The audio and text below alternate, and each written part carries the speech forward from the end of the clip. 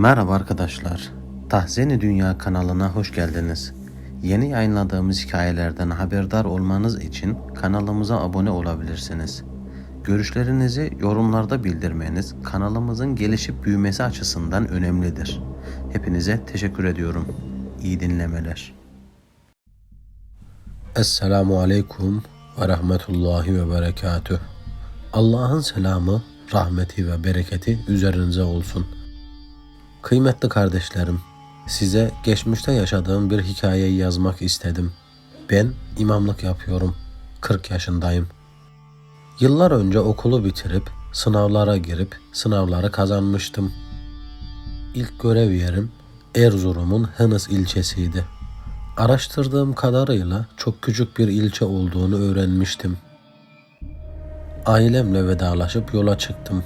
Çok heyecanlıydım. Yaklaşık 10 saat sonra Erzurum'un Hınıs ilçesine gelmiştim. Saat 12'de inmiştim. Köy muhtarını arayıp indiğimi söyledim. Beni almaya geleceğini söyledi.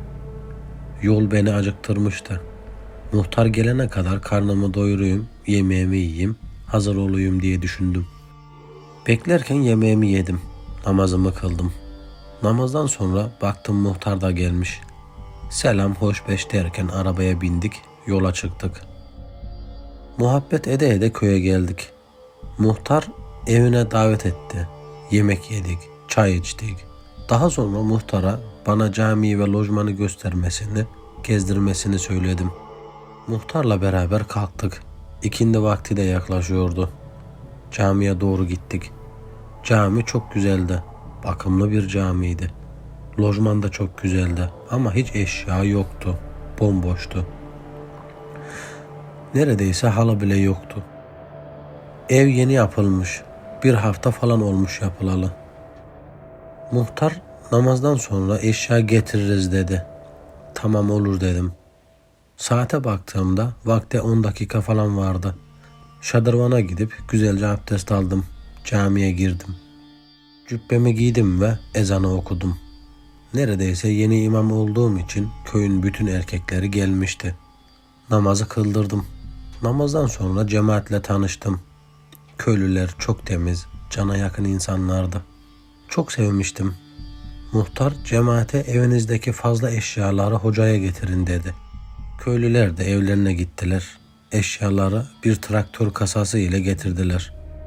Sağ olsunlar, biri yatak, biri halı, biri koltuk, birkaç tane bardak, tabak, çatal, kaşık getirdiler. Ve en güzel hediyeyi de muhtar getirdi. Televizyon getirmişti. Muhtarın televizyon getirmesi gerçekten çok iyi olmuştu. Muhtar, yalnız sıkılırsın, televizyon izlersin sıkıldığında dedi. Ben de herkese teşekkür ettim. Allah razı olsun deyip dua ettim. Eşyaları indirdikten sonra herkes gitti. Biraz kitap okudum. Derken akşam vakti gelmişti. Akşamı kıldırdım. Yatsıya kadar camide kaldım. Vaktin girmesini bekledim. Yatsı ezanını okudum. Bir saf cemaat gelmişti. Namazı kıldırdım ve sonra camiyi kilitleyip lojmana gittim. Biraz televizyon izledim. Televizyon izlerken dışarıdan bazı sesler geldi. Camdan dışarı baktım. Tüm evlerin ışıkları kapalıydı. Dışarıda da hiç kimse yoktu. Hayır olsun inşallah deyip kalktım.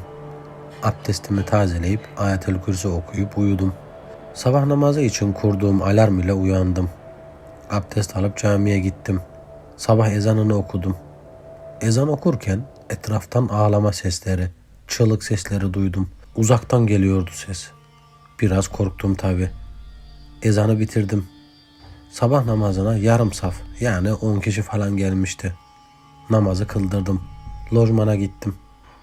Gece dışarıdan gelen sesleri ve ezan okurken gelen ağlama seslerini düşünüyordum. Biraz korkuyordum. Kahvaltı yaptım ve ilçeye gittim. Yiyecek, giyecek vesaire almak için. Camiyi merkezi sisteme bağlamıştım. Ve namaz kıldırması için cemaatten en bilgin olan kişi Hasan amcadan rica ettim. Öğle ile ikindiyi o kıldırmıştı. Akşam ezanına yakın köye gelmiştim. Köy arabası çok geç kalkıyordu. Direkt camiye gittim. Akşamı kıldırıp eve gidip yemek yedim. Biraz dinlendikten sonra yatsıyı kıldırmak için camiye tekrar gittim. Yatsıyı okudum ama cemaat azdı. 2 gündür cemaat çok azdı. Şimdi de tek Hasan amca gelmişti. Yatsıyı onunla beraber kıldık. Namazdan sonra Hasan amcaya Allah kabul etsin deyip camiyi kilitleyip eve gittim. Evde oturup televizyon izlerken mutfaktan takırtı sesleri geldi. Besmele çekip mutfağa doğru gittim. Mutfakta kimse yoktu. Korkmuştum ve la havle deyip tekrardan televizyonun olduğu odaya gittim. Camı açtım. Belki evin etrafında birileri vardır. Olur ya, bir ihtiyacın var mı falan deyip sormaya gelmişlerdir diye aklımdan geçiriyordum. Camı açtığımda köyün meydanında 2 çarşaflı varlık gördüm. Ben onlara doğru baktığımda onlar da birden bana doğru bakmaya başladılar. Çok korktum. Gece gece bunların ne işi var köy meydanında dedim. Tabii kendi kendime. Televizyonu kapatıp uyudum. Gece rüyamda o çarşaflı varlıklar evime doğru bakıyorlardı. Korku içinde uyandım. İyice korkmuştum ben. Abdest alıp 2 rekat nafile namaz kıldım. Korkum biraz azalmıştı. Camı açıp baktığımda caminin kapısı açıktı. Allah Allah dedim. Nasıl olur? Caminin kapısını kilitlemiştim ben. Neyse deyip camiye gittim. İçeriye girdiğimde sakallı, cübbeli amcalar namaz kılıyordu. Bunlar Müslüman cinlerdi. Bunu o arada anlamıştım hemen. Namaz kılıyorlardı. Tekrardan eve gittim. Müslüman cin olduklarını bildiğim için fazla korkmuyordum. Zararları olmaz, faydaları olur Müslüman cinlerin. Ezana az kalmıştı. Bu yüzden uyumadım. Televizyon izlerken kapı çaldı. Kapıyı açtığımda karşımda camide namaz kılan yaşlı dedeler vardı. Yani yaşlı dede gibi gözüken Müslüman cinler gelmişti. Onları öyle heybetli karşımda görünce korkmadım desem yalan söylemiş olurum. Bana "Esselamu aleyküm" dediler. Ben de selamlarına karşılık "Aleyküm selam" dedim. Müslüman cinler bana "Seni korkuttuk herhalde. Biz her gece bu camiye namaz kılmaya geliriz" dediler. "Bizden korkmana gerek yok" dediler. "Hemen köyün yakınındaki ormanda yaşıyoruz. Bizden korkma. Bizden sana kötülük gelmez" dediler. Bunu dedikten sonra hemen gittiler. Gittiler ama köyde hala evlerin bahçelerinde dolaşan cinler vardı. Köyde hem Müslüman hem de kafir cinler olduğunu anladım. Çünkü sabah ezanını okurken çığlık sesleri, ağlama sesleri gibi sesler duymuştum. Abdestimi alıp camiye gittim ve ezanı okudum. Yine ağlama ve çığlık sesleri birbirine karışmış şekilde geliyordu kulağıma. Bu sefer namaza kimse gelmemişti. Hasan amca da gelmemişti. Kafir cinlerin köylüleri rahatsız ettiklerini anladım ve tek başıma namazı kılıp evime gittim. Dinlendim. Öğle namazına 1 saat kala uyanmıştım. Kalkıp kahvaltı yapıp camiye gittim.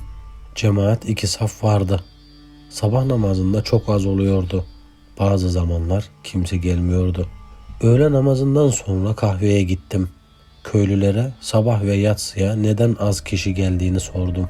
Köylüler gece bahçelerde dolaşan varlıklar görüyoruz ve korkup camiye gelemiyoruz dediler. Ben de onlara korkulması gereken tek Allah'ın olduğunu söyledim. Cinler korkudan beslenir dedim. Allah'ı anarak evden çıktığınızda cinler size zarar veremez dedim. Köylülere gördükleriniz cindir. Şeytani varlıklar sizi camiden uzaklaştırmaya çalışıyor. Onlar yüzünden camiye gelmemezlik yapmayın. Onlardan korkmayın dedim. O gün yatsı namazına çok kişi gelmişti. Hepinizden Allah razı olsun dedim. Cemaate cinler namazında niyazında olan kişilere bir şey yapamazlar Allah'ın izniyle dedim. Cinlerden korkmayınca cinler köyü terk edecek dedim. Ve günler geçti. Artık gece cinler köyde dolaşmıyordu. Ama yaşlı dede kılığındaki cinler namazlarını gece kılıp gidiyorlardı. 2 yıl daha bu köyde görev yapıp köyden gittim. Bu garip olayları yaşarken 20 yaşlarındaydım. İlk imamlık zamanlarımdı. Şu an Kırşehir'in Çiçekdağ ilçesindeki Merkez Camii'nde görev yapıyorum. Yolu düşenleri çay içmeye, hasbihale, muhabbete bekleriz. Hepinizi alemlerin Rabbi olan Allah'a emanet ediyorum. Kalın sağlıcakla.